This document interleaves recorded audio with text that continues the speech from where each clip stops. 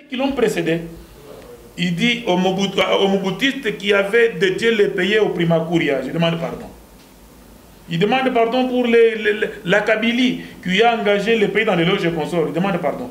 Le pays dans les mains de Dieu, vous allez continuer à construire des choses comme ça. Si ce n'est pas les gens qui vous déboulonnent, Dieu va vous déboulonner. C'est pourquoi il y a eu ce qu'il y a eu. Mais je comprends que cette dame-là, Mimi, il a sa part de responsabilité dans cette histoire. Il sait ce qu'il a fait. Il a voulu ridiculiser la personne qu'il a voulu considérer. Donc, je demande à tous les Congolais d'être prudents, d'être vigilants.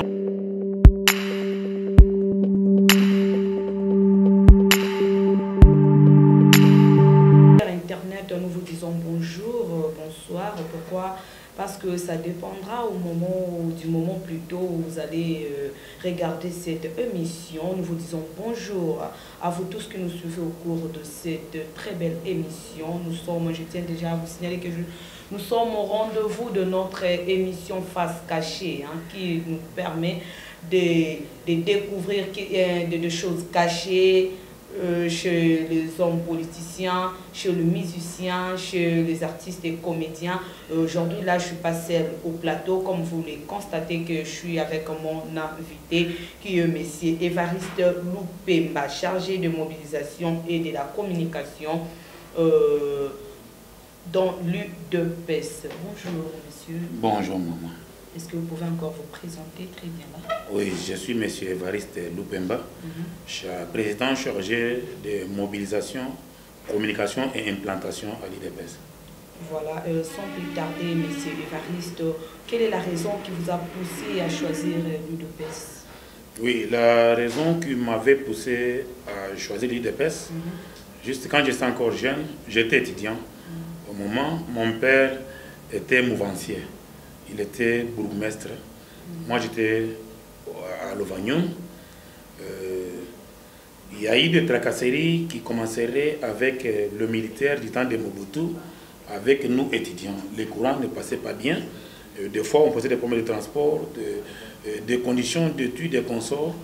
Et il y a eu un moment où le maréchal s'est engagé pour tuer nos confrères, les étudiants de Lubumbashi, dans l'opération Mati Timboka.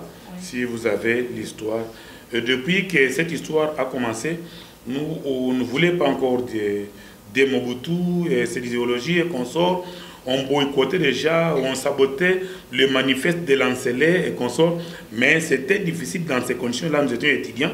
On vivait comme ça en tant qu'orphelins. On avait déjà l'idée de ne pas aimer ces sens-là. Mais lorsque les leaders charismatiques s'est pointé, puisque dans les temps, ce n'était pas facile. Parler en mal de Mobutu, dire les moindres mots qui n'étaient pas à l'honneur du maréchal, ma fille, ça devait entraîner la mort. Parce qu'il n'y avait pas la démocratie. C'était difficile, il n'y avait pas la démocratie. Mais nous avons eu quelqu'un qui s'est assumé, qui souffrait déjà dans les temps. Il était dans des prisons, il était aux arrêts, il était réfugié, il était chassé, et consort. Et un jour, il se met debout. Il l'ayant fait publiquement, il n'était pas mort. Nous avons dit oui, c'est l'occasion maintenant. On a eu un père, on s'est dit derrière lui pour déboulonner, pour faire partie les dictateurs. Je crois que les raisons qui m'avaient poussé en dehors de cela, c'était les idéologies, puisqu'il prenait le peuple d'abord. J'ai vu qu'il avait l'essence d'un chrétien. Vous savez, Christ, quand il est venu, tout ce qu'il faisait, il le faisait seulement pour sauver. Il dit, je suis venu pour sauver les brebis perdues. Il dit tout ça, tout ça. Alors nous avons vu quelqu'un qui, dans son discours, il n'y avait ni lui, ni ses enfants, ni ses avantages, il y avait seulement le peuple. Il y avait seulement le peuple. Donc nous avons été motivés d'être derrière l'UDPS. C'est pourquoi j'ai adhéré vers les années 90, 91, 92. Oui, depuis 90, avant même la conférence, j'ai adhéré. À 87 déjà, j'avais déjà les courants, mais j'étais petit. Vraiment. Okay. Nous avons tous suivi la raison de M. Évariste pour choisir l'UDPS comme parti. Quelle est la différence, M. Évariste, la différence qui existe entre l'idéologie de votre parti par rapport aux autres partis? Oui, l'idéologie de notre parti, par rapport à d'autres partis, ils sont en train de se lutter pour le pouvoir. Être aux affaires, c'est tout. comme on a toujours défini verbalement, la mission majeure d'un parti politique, c'est conquérir le pouvoir, les garder le plus longtemps possible. Mais dans notre parti, nous avions un leader qui allait dans des choses, même s'il ne se retrouve pas. Mais il y a des avancées pour la République qui s'est pointé.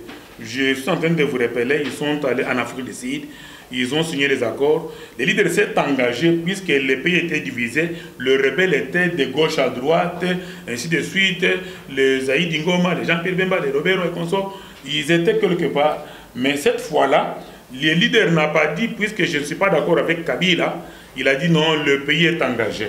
Ils sont allés en Afrique du Sud pour se mettre autour d'une table. Et pour préciser ce que j'ai dit, avec une preuve matérielle, lorsqu'on a partagé les gâteaux en Afrique du Sud, mon parti ne s'est pas retrouvé. Mon leader n'avait rien eu. On a fait les 1+4 qui avait donné 0 dans le temps. Mon leader ne s'est pas retrouvé. Et on lui dit, Etienne Tshisekedi, aujourd'hui vous retournez au Congo, vous n'avez rien pour les combattants. Qu'est-ce que vous allez dire? Il a dit non, nous avons eu quelque chose. Le pays n'avait pas de loi. On vivait seulement avec les manifestes de Lancélé, qui est parti avec Mobutu. Nous sommes restés comme ça, mais quelque part, nous avons eu quand même un texte, nous avons eu quelque chose. Vous voyez, lorsqu'on a demandé, on lui dit, pour vous, vous trouvez bien les gens qui amènent leurs gâteaux dans les 1+4, vous n'avez rien pour l'IDPS. Il a dit même cette soirée-là, je peux répondre même avec ses Français. Il a dit, laissez ces incultes politiques retourner à Kinshasa, ils n'ont rien compris. Dès ce soir, il y aura un problème à Kinshasa qui va opposer les signataires de l'accord cadre et les non-signataires. Nous allons retourner ici pour signer un accord global et inclusif. Vous voyez, il accepterait de retourner en Afrique du Sud pour signer un accord global et inclusif dans lequel lui n'avait pas tiré profit. Donc nous avons compris que dans ces idéaux, il n'y a pas seulement le pouvoir, il y a aussi la République que nous appelons le peuple d'abord. Ça nous a beaucoup motivés et c'est ça la différence. Vous voyez d'autres animateurs politiques, lorsque lui ne se retrouve pas aux affaires, il veut que le pays aille dans le chaos. Il veut que le pays aille dans la guerre. Il devient prophète des malheurs. Il ne voit rien. Il voit tout dans le noir. C'est différent avec notre leader qui a cadré d'autres choses, même s'il n'était pas aux affaires. Donc c'est ça la différence entre nous et d'autres partis. L'autre parti, c'est seulement les gâteaux dans leurs mains. Quand le gâteau n'est pas dans leurs mains, que le Congo s'enfonce, que le Congo meurt, qu'il y ait des guerres de gauche à droite, ils ne sont pas engagés. Mais chez nous, lorsque le Congo est attaqué, nous quittons le parti, nous restons Congolais, nous luttons pour le bien de tous les Congolais. C'est ça la différence sur le plan idéologique. Vraiment, en tout cas, merci beaucoup, M. Evariste. On a tous constaté dans votre parti, il y a l'hymne national. Oui. Il y a l'hymne national. L'hymne du parti. Oui. Maintenant, qu'est-ce qui dit votre hymne national? Ok. Quand vous écoutez cet hymne national, oui, c'est toute une idéologie. Ah bon? Oui. C'est tout un principe, c'est toute une motivation. Comment ça? Ok. Par exemple, quand nous chantons Union pour la démocratie, nous définissons notre parti. Et le progrès social, notre parti IDPS, parti du peuple. Ça, nous sommes dans les premières lignes. Nous définissons les partis et nous disons parti du peuple parce que tout le monde a le droit d'adhérer. On ne refuse personne. Même dans nos lois, vous trouverez que même si vous adhérez aujourd'hui, nous ne considérons pas que vous êtes venu aujourd'hui. Il n'y a pas de différence entre un combattant d'aujourd'hui et de l'autre. Hein. Un ancien, tout le monde est membre du parti. Et quand nous quittons là-bas, nous disons debout combattants de l'IDPS. Parce que là, nous prenons le devant. Là, nous nous assumons. Nous prenons en charge. Nous disons debout combattants de l'IDPS. Luttons pour la démocratie. Donc, nous spécifions notre mission. Nous luttons pour la démocratie. Nous luttons pour la liberté. Nous luttons pour les pouvoirs. Debout combattants de l'IDPS. Luttons pour la démocratie, la liberté, les pouvoirs, qui sont l'émanation du peuple. Puisque autrefois, le peuple n'était pas souverain, n'était pas mandataire. Lorsqu'il fallait voter Mobutu par les bulletins verts et consorts, on ne peut pas vous intéresser. Là, c'est les comités exécutifs et consorts dans les temps. On s'est regroupé, on dit on l'a voté avec l'unique bulletin, l'unique candidat. Quand il y a une autre personne qui s'est pointée, automatiquement son sort était connu. On vous envoie les XY, devant vous, vous avez les maillets, les bolos, les émis, les baramotos qui viendront pour vous achever dans le même esprit des morts. Donc nous nous sommes pris en charge, le chef a dit, le parti a dit, mettons-nous debout. On s'est mis debout. Nous avons compris que nous devons lutter pour la démocratie, nous l'avons réussi. Nous devons lutter pour la liberté. Nous avons réussi. Aujourd'hui, vous êtes libre. Est-ce qu'autrefois, moi, je pouvais parler comme départ comme ça et arriver chez moi? Mais non, parce vous avez vu combien de fois, quand j'ai quitté, quand j'ai rangué, quand j'ai communiqué, je devais changer même les habits. Des fois, j'ai retourné en culotte pour changer, quand même pour masquer, pour changer. Donc, nous sommes tenus debout, nous nous sommes battus. Nous avons trouvé qu'il n'y aura personne qui viendrait se battre à notre place. Nous devons nous battre nous seuls. Tout ça, c'est dans notre hymne. Notre hymne communique une pensée. Et le pouvoir que nous avons aujourd'hui, que nous avons eu après 37 ans, sans toucher aux armes, ma fille, chère journaliste, ce n'est pas facile dans le monde. Ce n'est pas facile. Hein. Vous savez, même Mandela avait recouru aux armes, hein, quelque part. Ce n'est pas facile. Nous avons réussi cette démocratie. Alors, notre hymne donne une ligne de conduite à prendre, des dispositions, des encouragements. C'est ça le principal de notre hymne de l'IDPS. Vraiment, merci beaucoup, Monsieur Évariste. Où sommes-nous sur le plan pratique par rapport à ce qui est votre hymne national? Si je peux encore répéter ma phrase, okay. Où sommes-nous? On est où sur le plan pratique par rapport à ce qui est votre hymne national? Par rapport au plan pratique, nous sommes déjà à la liberté. Moi et vous, nous sommes libres, nous communiquons ici. Tous les journalistes, toutes les presses, les journalistes en danger qu'on a arrêté autrefois, on a arrêté encore qui? Ils ont été relâchés. C'est un atout. C'est toi. Il est là. Tu ne l'as pas vu semaine passée lorsque j'étais avec le président, quand il était venu inaugurer une machine à l'hôpital ici à Chiji de Préméry. Tu n'as pas vu Nicoliezer qui était retourné, qui n'avait pas la chance de voir encore le Congo, qui l'a vu. C'est notre hymne, c'est les pratiques déjà. C'est déjà en termes de moyens matériels, ce qui est déjà gagné. Tu as vu cette liberté-là. Tu as vu la démocratie. Aujourd'hui, tu veux même le chef, il est insulté. Au nom de quel principe? Est-ce que toi, on peut t'insulter comme on insulte notre président? Tu peux supporter. Tu n'as pas vu des personnes matures. Nous nous sommes battus contre. On s'attaque. On est violent. Nous sommes restés. Ce n'est pas ça dans les pratiques. Tu ne nous as pas vu avec le pouvoir. Que nous avons gagné avec les mêmes chiffres que le fin président avait gagné dans la conférence. Le chiffre 7. Alors que c'était 72%. Revoyez la matière. Et aujourd'hui, c'est 7 millions. Quelque chose. Donc, dans les pratiques, UDPS n'a jamais menti. Nous avons dit, tenez bon, ça a pris le temps que ça a pris, mais nous avons chuté. Et le reste prendra le temps que ça prendra. Et nous allons chuter de la même manière, puisque les mêmes causes produisent les mêmes effets. C'est avec les mêmes messieurs, le même parti politique, les mêmes idéologies qui vous amèneraient même à vivre un Congo paradis. Je vous remercie. Vraiment.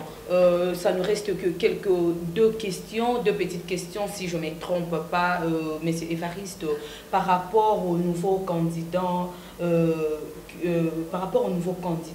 qui ont de postes dans notre gouvernement. Quel est votre avis? Non, mon avis, d'abord, j'ai aimé ça, j'ai glorifié Dieu, j'étais très content. Joyeux. Vous savez, la joie, je l'ai toujours manifestée depuis que nous sommes au pouvoir. Je suis dans la joie. Même ma santé ne vous dit rien. C'est la joie. Quelque chose. Ah oui, ça doit vous parler. Hein. Vous savez, cette santé, c'est peut-être aux États-Unis. Vous savez, même ceux qui nous voient aux États-Unis disent, président, malgré pas si à Congo, santé, ça va. Quand ils nous voient en forme, président en forme, ça va. J'ai vu hier Marie Kamba qui m'écrit, il dit, président, ça va. Je vous salue Marie, là où vous êtes. Ce que vous devez savoir, c'est quoi par rapport à votre question? Les jeunes gens là, vous savez, toutefois, il y a entreprise, il y a travail, on vous dit 5 ans d'expérience. On s'est toujours posé des questions. Mais on demande 5 ans. Ces jeunes gens qui terminent les études chaque année aux universités, tous ces grades académiques qu'on a décollés, ils n'ont pas part au travail. Alors nous avons compris que nous devons mêler l'expérience et la force. Les adultes, les vieux, ils ont de l'expérience, la force est partie. Les jeunes ont la force sans expérience. Nous devons mettre les deux ensemble pour que cette machine décolle. Ces jeunes gens, pour la première fois, génération montante, c'est la fierté. Vous vous souvenez, chers journalistes, les jeunes gens, les gens qui ont combattu pour cette république, il avait quel âge? Prenez le groupe de Lumumba, il est mort à quel âge? Il a combattu combien d'années? Il avait commencé quand il avait quel âge? Etienne Tshisekedi, mon frère président, il a commencé la lutte, il avait quel âge? D'abord, quand il était étudiant, il était déjà secrétaire d'État. Donc, oublier la jeunesse, c'est oublier même les gens de la République. Les généraux, le colonel Mobutu, quand il parle, il défend la cause de l'opprimé, il parle du salaire de l'ouvrier qui était bas dans votre métier autrefois. Il avait quel âge? Commencer à disqualifier la jeunesse aujourd'hui, c'est entrer la République. Nous sommes les Bantous, nous restons Bantous. Chez nous, la richesse, ce sont les enfants. Une famille congolaise qui n'a pas moins de 10 personnes est laquelle? Même quand vous avez 2, 3, 5 enfants, on va retrouver chez vous là que vous avez votre petit frère, vous avez votre beau-frère, vous avez votre belle-sœur. 10, c'est pratiquement facile. Et dans un pays comme ça, tous ces jeunes-là, on va les enterrer. Et demain après-demain, tous les vieux là, ils les passent. Puisqu'ils sont hommes, ils sont passagers. Tu sais ce qui est passé. Kisenge est allé, Lumumba est allé, Mobutu est parti.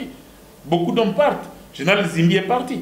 Alors si on ne recrute pas parmi les jeunes pour les mixer, pour les mettre avec les jeunes, afin qu'ils tirent quelque chose, demain après-demain, ils vont donner aussi à la génération qui est en train de monter. Vous voyez, Rossi est parti. Voilà, s'il n'avait pas donné la guitare. Voyez-vous maintenant qu'aujourd'hui la musique serait enterrée. Donc donner ça aux jeunes, j'ai loué ça. Vraiment, j'ai béni Dieu. J'ai donné un coup de chapeau à celui qui a conçu cette idée, précisément mon président, le chef de l'État, Fatih Béton. Pourquoi Fatih Béton? Oui, puisqu'il n'est pas facile, hein? Il n'est pas téléguidable. Vous savez, sous pression, Emmanuel Macron a fait beaucoup de pression. Il dit, tu dois t'émanciper de Kabila. Il rit, hein? Vous savez, Fatih est difficile. Il peut rire, vous ne savez pas ce qu'il est. Vous pouvez vous tromper, peut-être il est content, il est mécontent, c'est difficile. Nous l'appelons béton puisque nous le connaissons. Béton, pour la madame, c'est un produit. Ce n'est pas facile. Ce n'est pas facile. Béton, bazola kayas. Et puis ma bendeni. Au coup mon béton, nakati peut-être libandi amene moko. Au coup mon béton, bâti ba barre de 15, de 20, de 25, barre de 10, de 8. Donc yo monde déjà béton. Mais bâti kayas, bâti ciment, bâti ma bende, fil de recuit, ma yekoti, mabaya, bat basali musala, at balambiango. Kende na chantier, est-ce que vous avez béton? Il y a un peu de bangote. Il y a un peu de lambien na bateau, 7 millions quelque chose. Il y a un peu de béton. Et ça na makambele na kati, mais na pesi mwanda. Ok. Notre dernière question, Monsieur l'Évariste, votre avis par rapport à ce qui est arrivé à notre vice-gouverneur de Bandundu, des Congo central, si je ne me trompe pas, veuillez m'excuser, hein, mon cher. Oui, mon avis. Je suis en train de regretter, quelque part, je constate que même les animaux gèrent leurs instincts que les humains. Vous savez, chers journalistes, tu ne trouveras pas un animal aller chez la femelle en dehors du temps. Vérifiez ce que je vous dis. Même un coq, c'est lorsque la poule dit « viens, il est temps ». Même un cochon, c'est lorsque la femelle présente la chaleur. Commencer à aller vers les femmes comme ça. Vous savez, les femmes affaiblies, hein? Le sexe, c'est le moyen d'affaiblissement. Cette culture-là, vous êtes autorité, une dame, une jeune fille jolie comme vous, il vient dans votre entreprise chercher du travail, dites non, pour que vous soyez engagé, vous devez aller avec moi. Sans toutefois connaître même votre état de santé. Sans toutefois se demander qu'est-ce que vous avez gagné, qu'est-ce que vous allez gagner, qu'est-ce qu'elle gagne. Non, cette culture n'est pas bonne. Vous êtes autorité, vous êtes humain. Le corps a ses caprices, mais vous devez voir avec qui aller. Est-ce que le terrain est sécurisant ou pas? La personne que vous voulez avec elle est confiante ou pas? Vous savez, je trouve qu'il est allé avec une personne non confiante. Pour preuve, c'est cette femme qui lui a mis dans cette équation, qui lui a préjudicié son avenir. C'est quelqu'un qui a perdu en dignité. c'est quelqu'un qui perd même de la considération, même vis-à-vis de sa famille. Ses enfants ont vu les images. Nous sommes les Bantous, nous restons Bantous. Sa belle famille voit ces images. Il est chrétien. Je l'ai écouté en train d'engager le nom de Dieu, même quand il est dans le mal. Hein. Dieu a sa façon de voir. Il peut les gracier ou pas. Ça n'engage que Dieu. Je ne suis pas éternel, mais il est de miséricorde. Mais voyez combien il a été ridiculisé. Même celui qui nous envoie cet élément, il se plaint, il est content de ridiculiser des réseaux sociaux, mais quelque part, il fallait gérer à cause de son humilité. Mais moi, je n'ai pas loué ce qu'il a fait. C'est-à-dire que c'est quelqu'un qui ne contrôle pas bien comment il est entouré. Il est très mal entouré. Conséquence de l'entourage, il est arrivé là où il est arrivé. Mais il a aussi oublié. Vous êtes adultère et consort pendant que la République a été déjà dédiée à l'Éternel. Le président avait demandé ceux qui l'ont précédé. Il dit aux Mobutistes qui avaient dédié les pays au Primacuria, je demande pardon. Il demande pardon pour la Kabylie qui a engagé le pays dans les loges et consorts. Il demande pardon. Le pays dans les mains de Dieu, vous allez continuer à construire des choses comme ça. Si ce n'est pas les gens qui vous déboulonnent, Dieu va vous déboulonner. C'est pourquoi il y a eu ce qu'il y a eu. Mais je comprends que cette dame-là, Mimi, il a sa part de responsabilité dans cette histoire. Il sait ce qu'il a fait. Il a voulu ridiculiser la personne qu'il a voulu considérer. Donc, je demande à tous les Congolais d'être prudents, d'être vigilants. Ce genre de comportement, le chef serait mécontent, il est chrétien. C'est une médiocrité face au monde, mais ce n'est pas pour la première fois. Un geste comme ça a déjà eu lieu à la Maison Blanche. Ça n'a pas été publié comme ça a été fait du temps de ces vice-gouverneurs. C'est ce que j'ai un peu déploré. Mais étant chrétien, je ne suis pas d'avis avec les adultères. Vraiment, nous sommes à la fin de notre émission. Votre mot de la fin, M. Évariste, oui, par rapport à nos chers téléspectateurs qui nous suivent. Oui, le mot de la fin, par rapport aux journalistes, je l'ai déjà dit dans une autre émission, quand vous arrivez à l'IDPS, triez, voyez, vous faites face à qui pour ne pas présenter cette médiocrité. Ça vous engage, vous journalistes, face au monde, puisque quand on va vous demander de ne pas le faire, vous n'allez pas comprendre qu'il y a eu manque de contrôle, usurpation, tout ça, des fonctions. Quelqu'un qui n'est pas communicateur, il veut communiquer, puisque c'est la télé, vous allez dire non, on nous a chassés. Non, on a recadré un peu les choses. Hein. La démocratie n'est pas l'anarchie. L'ordre doit régner à l'IDPS. Face au monde, je vous demanderai d'avoir vos honneurs un peu dans le calme. Le gouvernement est né. Donnons chance à ceux qui sont ministrables, quels que soient les contextes, quelles soient les têtes qui sont là, qui vous font mal, qui vous font bien. Faisons confiance au chef de l'État, donnons la chance au temps pour qu'on voie les meilleurs arriver. Je salue tous mes auditeurs dans le monde entier. Je salue M. Ado aux États-Unis. Je salue le président Lambic en Irlande. Je salue Marie Kamba en France. Je salue Mamouti Lemba à Paris. Je salue Eric Lapape à New York, qui est étudiant à Harvard. Je salue Petit Jean Timanga à Colorado, aux États-Unis. Je salue Colonel Kamal Ngabradok. Pourquoi pas mon épouse et mes enfants? Pourquoi pas vous-même? Je salue tous mes visiteurs. Je sais que la télé, c'est le temps. Je n'ai pas le temps de citer tout le monde, mais je salue tous mes visiteurs. Tous mes visiteurs, ils sont très nombreux. Mon numéro de téléphone, c'est plus 243 82 97 encore 357. Plus 243 82 97 encore 357, c'est le même numéro sur les réseaux sociaux pour ceux qui veulent un peu m'atteindre de près, pour ceux qui peuvent un peu faire des suggestions encore, pour ceux qui peuvent encore nous aider à aller de l'avant. Nous sommes humains, les œuvres faites du maître d'homme ne manquent pas d'imperfection. Pour ceux qui veulent nous assister d'une autre manière, moralement, techniquement, spirituellement et qu'on sort, c'est ça le numéro de téléphone. Nous vous remercions. Voilà, nous sommes arrivés à la fin de notre émission Face Cachée. Quant à moi, Jessica Dipo, je vous dis au revoir et à la prochaine émission. Au revoir. Ok, merci. C'est moi qui vous remercie.